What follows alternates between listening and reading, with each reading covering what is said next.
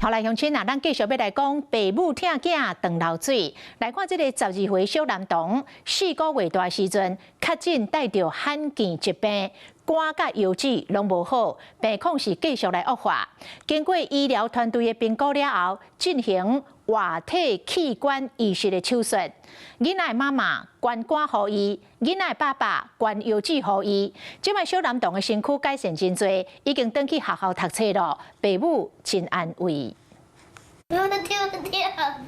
對鏡頭咧跳舞，笑甲倒佇塗骹。那個送我啦，還要逼，大概你那個那麼小。坐佇病床頂，佫咧吊大筒的耍辦公伙仔，不過這個囡仔的面攏帶着笑容。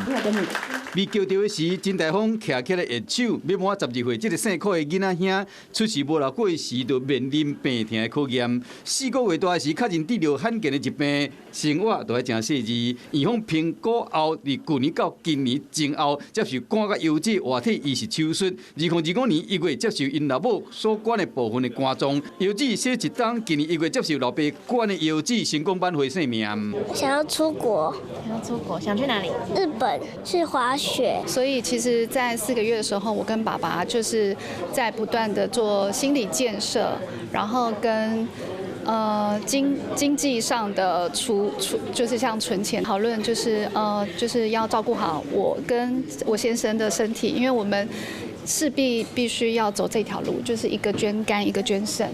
一年來完成肝甲油脂活體移植的兒童案例真罕見，因為囡仔血管較幼，體重較輕，這個大人的器官要怎處理，這醫生攏會考慮到。必須考量的是一個肚子大小，然後我們要補多大的人工網膜，再來是血管，血管的配合，再來還有如果感染的問題，還有心臟功能有沒有辦法負荷？肝臟的部分呢，我們其實可以在手術前去做一個3D 的模擬。那目前在手術的技術上，我們是可以去把那個肝臟的大小稍微做點修整。